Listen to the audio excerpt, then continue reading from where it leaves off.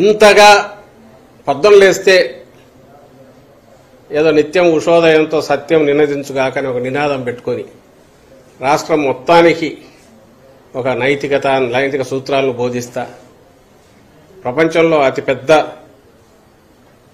దీనికి సంబంధించి ఏమంటారు ధర్మాలు అన్ని ధర్మాలు పాటించే వ్యక్తిగా సంస్థలుగా చెప్పే ఆ గ్రూపు సంస్థలు ఏ పునాదుల మీద ఉన్నాయని తెలిస్తే ఎంతవరకు దీని లోతులు ఉన్నాయని చూస్తుంటే భయమేస్తుంది, ఆందోళన కలుగుతుంది. మన వ్యవస్థనే ఇంత ఇదిగా ఒక డొల్లరాగా తయారైందా ఇలాంటి వాటి వల్ల అని అనిపిస్తుంది.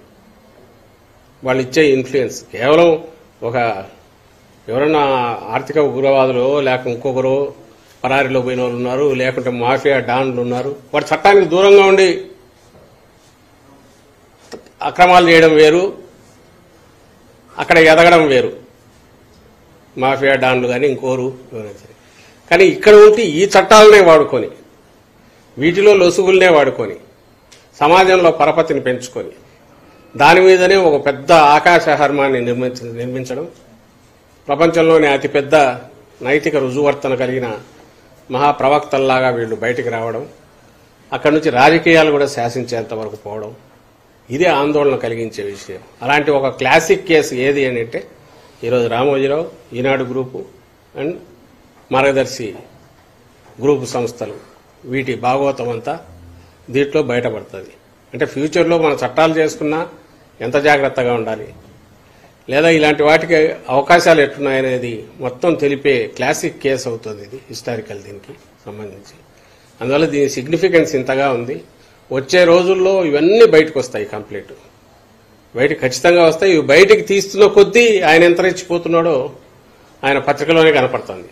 ఎంతగా వాంతి చేసుకుంటున్నాడో, ఎంతగా పైత్యం ఎక్కువైపోయిందో. ఈరోజు జగన్మోహన్ రెడ్డి గారి మీద కానీ ఇంకొకటి బహిరంగ కోర్టులోనే మొన్న మాకు ప్రభుత్వం వ్యతిరేకంగా ఉందన్నారట. అంటే సుప్రీంకోర్టు ఆయన జడ్జీలు అన్నారట, మీరు ప్రభుత్వానికి వ్యతిరేకంగా ఉన్నారు కదా అని. నువ్వు ఏ రోజున నిష్పక్షపాతంగా ఉన్నావా? రామోజీరావు ఏ రోజున నిష్పక్షపాతంగా ఉన్నాడు? ఈ రోజు మీ మీడియా వాళ్ళు అడిగే క్వశ్చన్లన్నీ అదిగో అక్కడ వస్తున్నవే.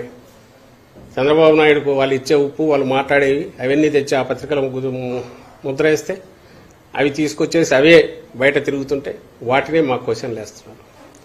అంటే ఒక రాజకీయాలు శాసించడమే కాదు, ఈరోజు చంద్రబాబు నాయుడు గారిని అర్జెంటుగా గద్దె మీద కూర్చోబెట్టాలా అనే దాంతో ఆయన ఎంతవరకు పోతున్నాడు రామోజీరావు గారు ఈనాడులో అనేది మీరు చూస్తూనే ఉన్నారు అందరూ.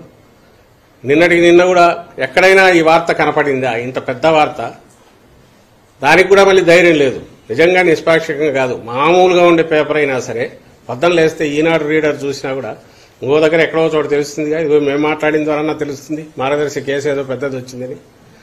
వాళ్ళు అనుకోనన్నా అనుకుంటారు, ఏంటి రామోజీరావు వార్త ఇయ్యలేదు అనుకుంటారని. ఆ చిన్నపాటి ఇదైనా వచ్చి చిన్న వార్తన్నా వేస్తున్నట్టు ఎక్కడా వేయలే. తాను ఏదైతే అబద్దాలు అనుకున్నాడో అవే బ్యానర్ల కింద వేస్తున్నారు, వాటినే మొత్తం తెచ్చేసి రుద్దుతున్నారు. ఈరోజు ఈ ఎన్నికలను కూడా, ఇప్పుడు 24 ఎన్నికలను కూడా ఇన్ఫ్లుయెన్స్ చేసి శాసించాలని ట్రై చేస్తున్నాడు. కానీ జనం అన్నీ గమనిస్తున్నారు. మా అదృష్టం ఏంటంటే సరైన సమయానికి ఆల్రెడీ ఇక్కడ సిఐడి టేకప్ చేసి ఏదైతే మార్గదర్శి చిట్ ఫండ్స్ భాగవతం అంతా బయటకు వచ్చిందో, ఎంత అక్రమంగా జరుగుతున్నాయి ఆ చిట్లు నడిచే వ్యవహారం కానీ, ఆ ఎంటైర్ ప్రాసెస్సే ప్రజలను డబ్బు వేయించడమే తప్ప దాని నుంచి డబ్బులు డైవర్ట్ చేసి ఎట్లా చేస్తున్నాడు అనేది, ఇవన్నీ ఎట్లా బయటకు వస్తున్నాయో చూస్తే గగ్గోలు పెట్టారు. ఇదంతా రాజకీయంగా మా మీద కోపంతో చేస్తున్నారు జగన్మోహన్ రెడ్డి గారని, రామోజీరావు కానీ ఆయన పత్రికలు కానీ. కానీ ఆఖరికి ఏమి ఇదవుతోంది? సుప్రీంకోర్టు కూడా ఈరోజు ఇచ్చిన డైరెక్షన్తో ఈయన లోపం పూర్తి రామోజీరావులో ఉంది, ఆయన వ్యవస్థల్లో ఉంది. ఆ రోజు రాజశేఖర రెడ్డి గారు ఏదన్నా చేసినా దాన్ని బయటికి లాగాలని ఈరోజు జగన్మోహన్ రెడ్డి గారు చేస్తున్నా ఇవన్నీ కూడా కరెక్ట్ చేయాలని ఒక సిస్టమ్ అంటే వ్యవస్థ ప్రజలకు నమ్మకం పెంచే రకంగా ఉండాలి, ప్రజాస్వామ్యాన్ని రక్షించే రకంగా ఉండాలి, మన చట్టాలను గౌరవించేలాగా ఉండాలి, ప్రజలు కూడా చట్టాల మీద గౌరవం పెరిగేలాగా వీటి నిర్మాణం జరగాలని అనుకుంటూ ఆ వాస్తవాలు బయటికి రావాలని జరుగుతున్న తాపత్రయం తప్ప ఇది వ్యక్తుల మీద కోపం కాదు. ఆ దీంతోనే మార్గదర్శి చిట్ ఫండ్స్ మీద పోయినా Chandrababu Naidu skill development scam అయినా బయటికి తీసుకొస్తున్నాం అనే వాస్తవం ఈరోజు ఇది కూడా బయటికి రావడం ద్వారా ప్రజల్లోకి బాగుపోతుందని మేము భావిస్తున్నాం. చంద్రబాబు గారు తాము అధికారంలోకి వస్తే వాలంటీర్లకు 10,000 రూపాయలు ఇస్తాం ప్రతి నెల అని ఒక వాగ్దానం చేశారు.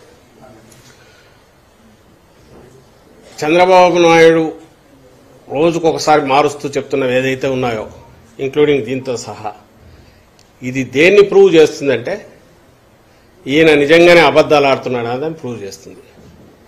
ఓటు కోసం నెల రోజుల్లో జరిగే ఎన్నికల్లో 4 ఓట్లు ఎట్లొస్తాయి, అబద్ద హామీలు ఇచ్చి ఎట్లా భ్రమలో జనాన్ని పెట్టచ్చు, జనాన్ని నమ్మకం భ్రమలో పెట్టచ్చు అనే నమ్మకం మీదనే ఈరోజు ఆయన ఇలాంటి మాటలు మాట్లాడుతున్నాడు అనేది అది రుజువు అవుతుంది. నిజంగానే వాలంటీర్ల వ్యవస్థ మీద తనకు నమ్మకం ఉంటే మరి ఇన్నాళ్ళు అన్న మాటల సంగతి ఏంటి? ఎప్పుడూ ఎందుకు మొన్నటికి మొన్న ఈ వాలంటీర్లు ఇన్ఫ్లుయెన్స్ చేస్తారు పెన్షనర్లకు, కాబట్టి వాళ్ళతో ఇప్పించడం తన మనిషి ద్వారా డోర్ టు డోర్ స్టెప్ దగ్గర పెన్షన్లు ఇవ్వనివ్వద్దు అని చెప్పి తన మనిషి నిమ్మగడ్డ రమేష్ ద్వారా ఈసీకి లెటర్లు పెట్టించడం దగ్గర నుంచి అక్కడ మొదలైన, అంతకుముందు వీళ్ళేంది గోనె సంచులు మోసే ఉద్యోగమా, ఇళ్ల తలుపులు కొడతారు, ఆడవాళ్ల వివరాలన్నీ సేకరిస్తారని తాను తన దత్తపుత్రుడు అసహ్యకరంగా మాట్లాడిన మాటలైనా, రాష్ట్రంలో అమ్మాయిలు ఎక్కడన్నా ఇదైపోతే అదంతా కేసులన్నీ వీళ్ళ ఇదున్నారు వెనక వీళ్ళున్నారన్న, వాలంటీర్లు అంటే వైఎస్ఆర్సీపీ కార్యకర్తలన్నా వాళ్ళ తాట తీస్తామని మాట్లాడిన వాళ్ళ నాయకులు మాట్లాడినా, ఇవన్నీ ఎట్లా మర్చిపోతారు? వాలంటీర్లు కాదు జనమైన ఎట్లా మర్చిపోతారు? ఈరోజు ఉన్నట్టుండి వాలంటీర్ల వ్యవస్థను కొనసాగిస్తా, 10,000 ఇస్తా, 1,00,000 రూపాయలు ఇస్తా, 10,000 అని ఎందుకు అయినాడు అర్థం కావట్లేదు, 20,000 1,00,000 అని కూడా అని ఉండొచ్చు. అంతకుముందు అన్నట్టున్నాడు మీ నైపుణ్యం పెంచి 40,000 సంపాదన చేస్తానని. ఈ ముందన్నవి ఎప్పుడైతే అంతగా రాగానే ఆ వ్యవస్థనే తీసేస్తాను అని ఎప్పుడైతే అన్నాడో వాటిని పక్కకు తోసేసి ఉన్నట్టుండి ఇది అనడంతో ఈయన ఎంత అబద్దాల కోరు ఈ రోజుకు మారలేదు. 95లో ఎట్లున్నాడో 2024లో కూడా అట్లే ఉన్నాడు. 14లో ఎట్లా మోసం చేశాడో అంతకు డబుల్ మోసం ఈసారి చేస్తాడని ప్రజలకు బాగా అర్థమైంది ఈ మాట మాట్లాడడంతో. ఇప్పుడు వ్యవస్థను కొనసాగిస్తానంటున్నాడు, వీళ్ళని ఉంచాడు, ఈ వాలంటీర్లను తీసేస్తాడు, జన్మభూమి కమిటీల్లో ఉండే వాళ్ళను దాంట్లోకి తీసుకొచ్చేసి వాళ్ళకి 10,000 చేస్తాడు, వాళ్ళకి 15,000 కాదు 20,000 చేస్తాడు, పై ఆదాయం కూడా వచ్చేట్టు చేస్తాడు. ఈరోజు చూసిన తెలంగాణలో అది ఎంత నిజమో తెలియదు కానీ వాళ్ళు ఏదో కమిటీలు పెడతాము, దాంట్లో ఆ సభ్యులు చెప్పిన వాళ్ళకే పథకాలు